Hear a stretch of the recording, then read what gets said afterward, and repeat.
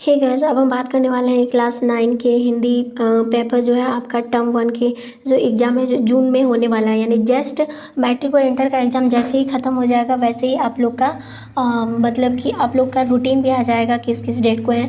तो इससे पहले कि आप इन सारे टर्म 1 के एग्ज़ाम की दृष्टि से जो इम्पोर्टेंट है ये क्वेश्चन को आप करते चलेंगे तो 100% श्योर है कि आपका जो है काफ़ी अच्छा मार्क्स जो है स्कोर कर पाएंगे एग्ज़ाम में। ठीक है, तो उसी को देखते हुए आज हम मतलब ऑब्जेक्टिव क्वेश्चन जो वीवीआई है इसको हम करने वाले हैं टर्म 1 में। अगर आपने ये सारा क्वेश्चन किया तो आप 40/40 जो है मार्क्स स्कोर कर पाएंगे। यानी इसमें चैप्टर वाइज आपको बताया जाएगा जितने भी ऑब्जेक्टिव हैं। तो फर्स्ट चैप्टर तो हमारा है दो बैलों की कथा, जो प्रेमचंद ने लिखे हैं दो बैलों की कथा के बारे में। तो यहाँ पर आपने कहानी तो ऑलरेडी पढ़ लिए होंगे, तो यहाँ पे कुछ क्वेश्चन जो है कहानी से जो उठ के आया है इनको देखेंगे। तो पहला क्वेश्चन है, जो दो बैलों की कथा के पाठ के लेखक कौन है? जाकिर हुसैन या फिर हजरी प्रसाद द्विवेदी या फिर प्रेमचंद या महादेवी वर्मा?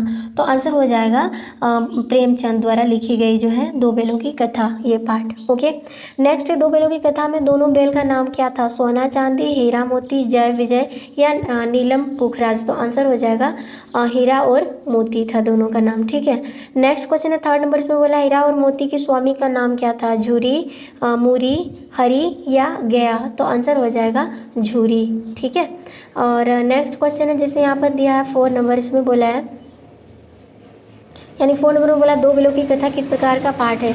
एकांकी है, कहानी है, यात्रा वृत्तांत या आत्मकथा है? तो आंसर हो जाएगा ये एक कहानी है, यानी 2 नंबर आंसर सही होगा।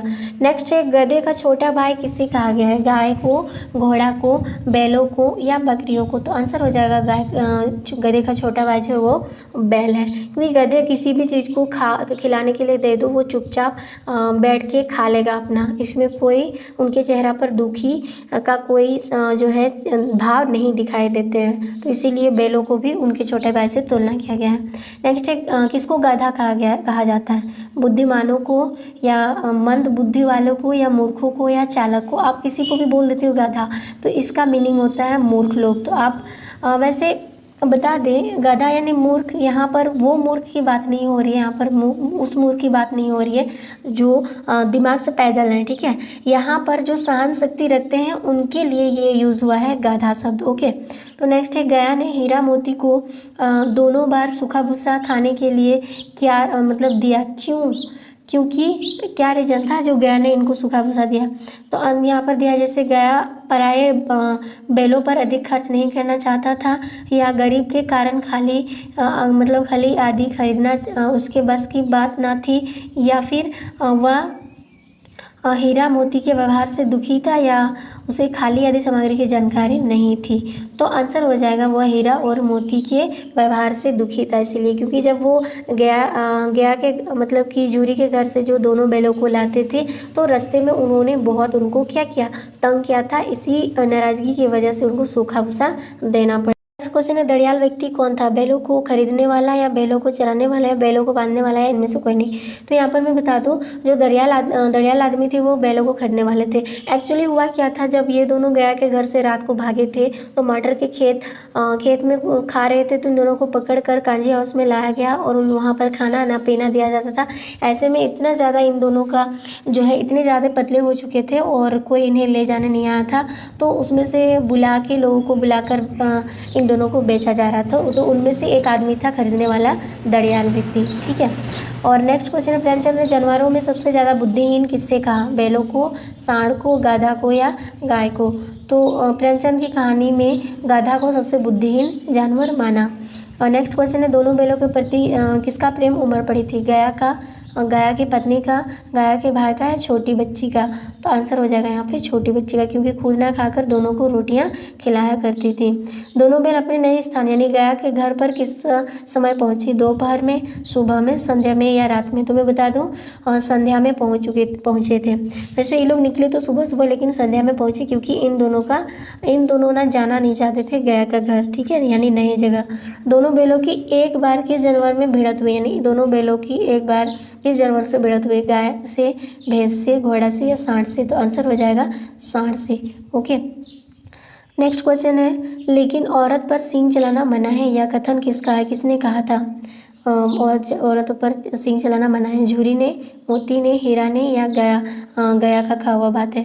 तो आंसर हो जाएगा हीरा। दोनों बैलों में से एक हीरा था जो थोड़ा शांत प्रभाव का था। मोती थोड़ा क्या था, अड़ियल था और वो उनको बहुत ज़्यादा गुस्सा आ जाता था। तो हीरा उनसे कहते थे ऐसा करना पाप है हमारा जाति से, ठीक है। और नेक्स्ट, पहली बार गया के घर से भागकर दोनों बैल कहाँ गए थे? मटर के खेत में, झूरी के घर, नहर के किनारे या कांजी हाउस? तो आंसर हो जाएगा झूरी के घर, ठीक है। पहली बार जब भागे थे तो डायरेक्ट, ठीक है। नेक्स्ट, दूसरे के खेतों में उधम मचाने वाले पशुओं को पकड़कर कहाँ रखा जाता है? कांजी हाउस में, जेल में, बाड़े में या खेत में? तो आंसर हो जाएगा कांजी हाउस में, ठीक है।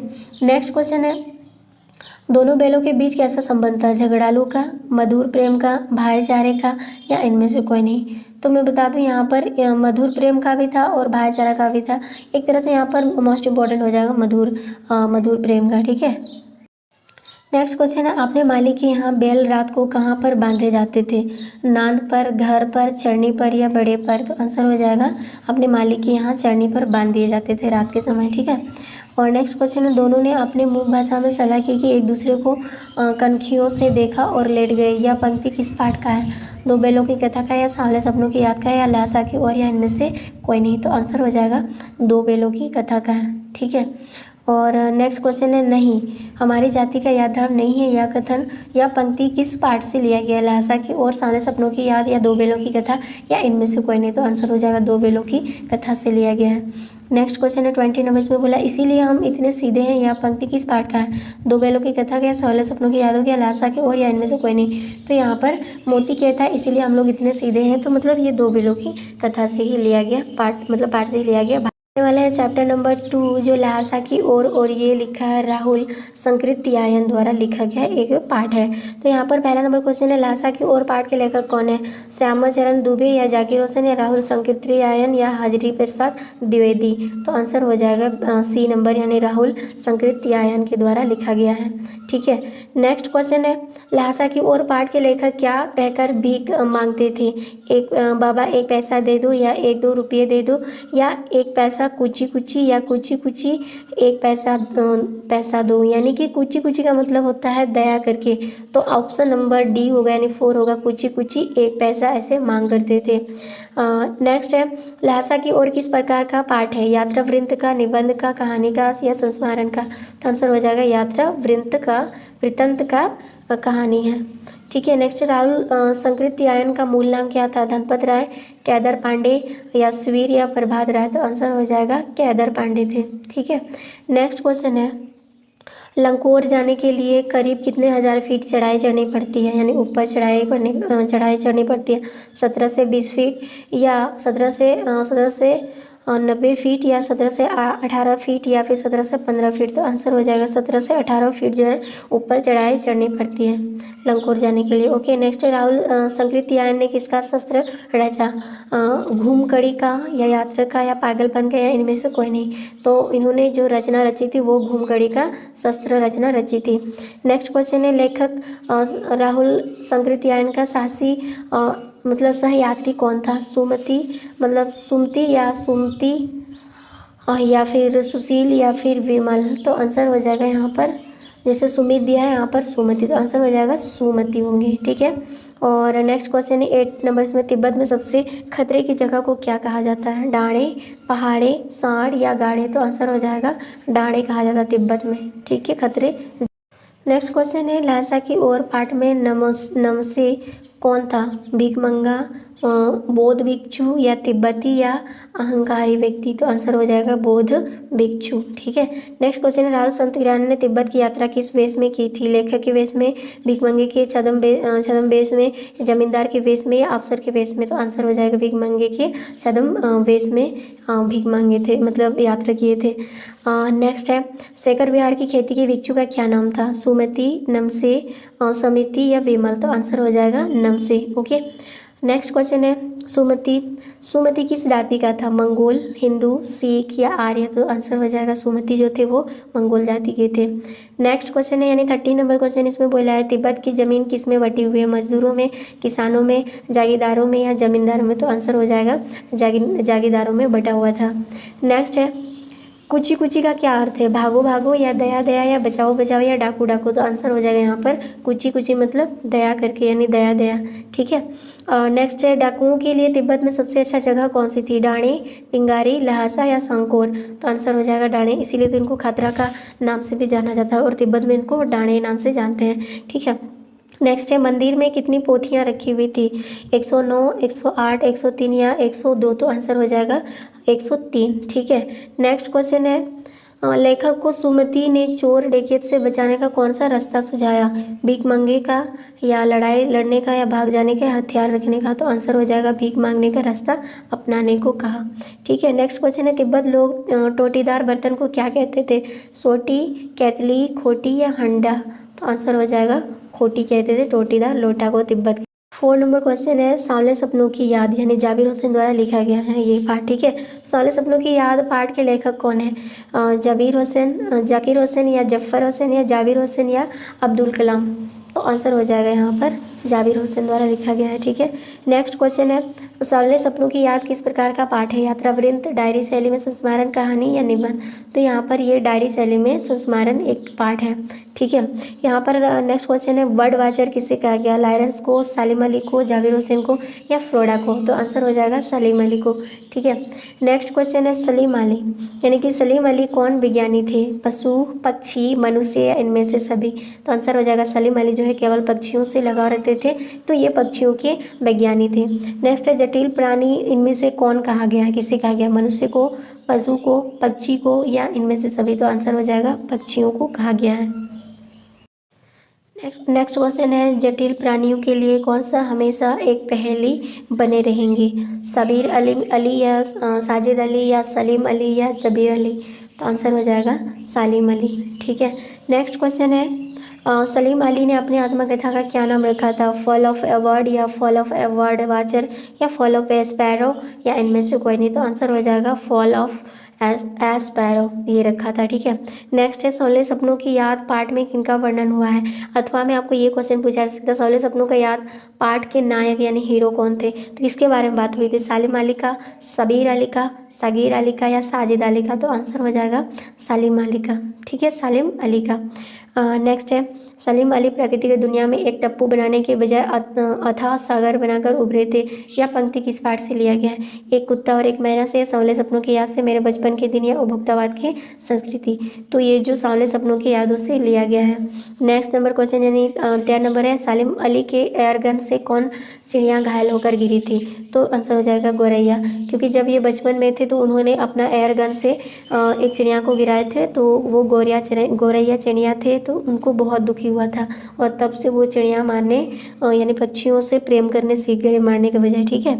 नेक्स्ट है किस पक्षी ने सलीम अली के जीवन की दिशा को बदल दिया? कबूतर, गौरैया, मैना या कोयल। तो आंसर हो जाएगा गौरैया, क्योंकि इनको ही अपना एयरगन से गिराए थे ऊपर से। ठीक है। नेक्स्ट है सलीम अली की पत्नी का क्या नाम था? तस्लीम अली, तहमीना, नज़ीरा बेगम या फ्रीडा लॉरेंस। तो आंसर हो जाएगा तहमीना, इनकी बीवी का नाम था। ठीक है। नेक्स्ट है सलीम अली की मृत्यु किस बीमारी से हुई थी? टीबी या अल्सर या कैंसर या अतिसार। तो आंसर हो जाएगा कैंसर से हुई थी। ठीक है। नेक्स्ट क्वेश्चन है D.H. लॉरेंस की पत्नी का क्या नाम था? कैरी, हिलरी, फ्रीडा या सविधा। तो आंसर हो जाएगा फ्रीडा। ठीक है। और नेक्स्ट क्वेश्चन है वो लॉरेंस की तरह नर्सिंग जिंदगी का प्रतिरूप बन गए थे। यह पंक्ति किस पाठ से लिया गया? लहसा की और सांवले सपनों की याद या दो बेलों की कथा या इनमें से कोई नहीं। तो आंसर हो जाएगा सांवले सपनों की याद से लिया गया था। नेक्स्ट क्वेश्चन है सलीम अली केरल के किस वैली को रेगिस्तान हवा से बचाना चाहते थे? वर्ड या साइलेंट या डार्क या होली। तो आंसर हो जाएगा साइलेंट वैली को। ठीक है। नेक्स्ट क्वेश्चन है 17 नंबर, इसमें बोला है सलीम अली किस प्रधानमंत्री से मिले थे? चंद्रशेखर या चौधरी चरण सिंह या इंदिरा कुमार गुजराल या इंदिरा गांधी। तो आंसर हो जाएगा चौधरी चरण सिंह से मिले थे।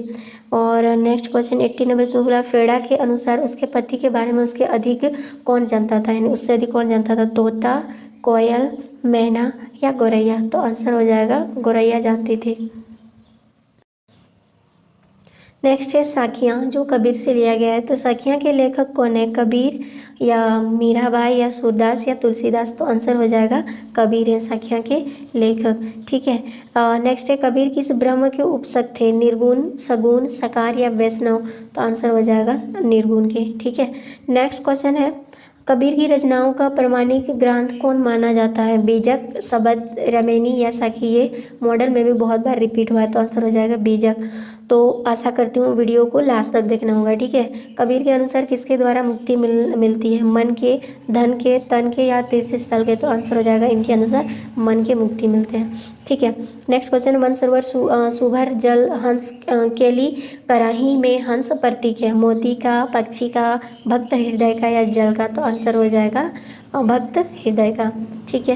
नेक्स्ट क्वेश्चन है कबीर विरोधी थे किसके? पखंड के या कर्मकांड के या भेदभाव के या इनमें से सभी? तो मैं बता दूं कबीर जो है सभी के विरोधी थे, यानी पखंड के भी, कर्मकांड के भी, भेदभाव के भी, यानी हमारा मेन आंसर हो जाएगा इनमें से सभी। ठीक है। नेक्स्ट क्वेश्चन है कबीर के अनुसार मानसरोवर क्या है? भक्त है, मन का मनसा है या ईश्वर है या संसारिक भोग है? तो आंसर हो जाएगा इनके अनुसार मन सरोवर जो है वो मन का मानस है, मन या मानस होगा। ठीक है। नेक्स्ट है कबीर का क्या अर्थ है?